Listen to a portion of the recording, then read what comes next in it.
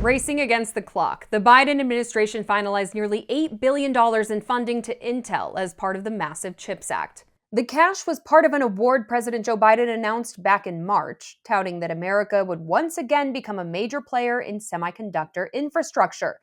But Intel is struggling to keep its initial promises.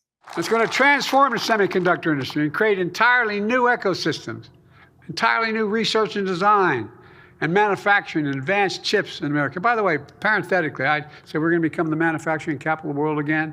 People looked at him like I was nuts. Where the hell's it written saying we're not going to be the manufacturing capital of the world again? Intel's CHIPS award was reduced by more than $500 million because it also secured a $3 billion defense contract to make semiconductors for the military, according to the Commerce Department. But it's Intel's stumbles that could further affect its CHIPS Act award.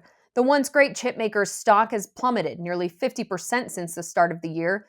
The exclamation point on the contentious year so far was reporting a $16.6 billion loss for the third quarter, the largest in company history.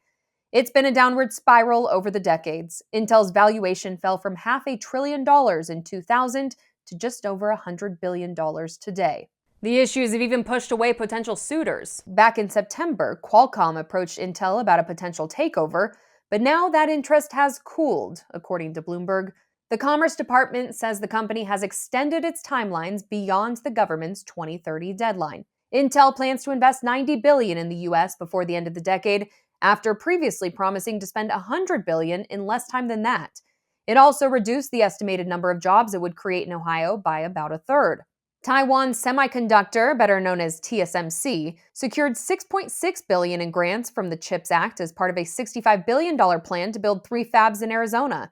In stark contrast to Intel, TSMC will see its first products roll off the line early next year. The semiconductor giant makes chips for the likes of Apple and Nvidia. So far, the government has finalized deals with 6 companies to dole out more than $19 billion of the $39 billion in CHIPS Act funding it plans to give out. With less than 2 months left in Biden's term, Commerce Secretary Gina Raimondo says more awards will be announced in the coming weeks. We put up billions of dollars for rich companies to come in and borrow the money and build chip companies here, and they're not going to give us the good companies anyway.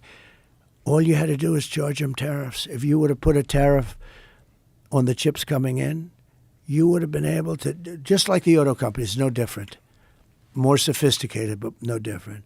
You know, Taiwan, they stole our chip business, okay? Before the election, House Speaker Mike Johnson said Republicans probably will try to repeal the CHIPS Act, but he quickly walked back the lukewarm sentiment after other Republicans pressed him on how important the funding is in their districts. Now experts say the law will likely stay in place, but the Trump administration is sure to add its own flair.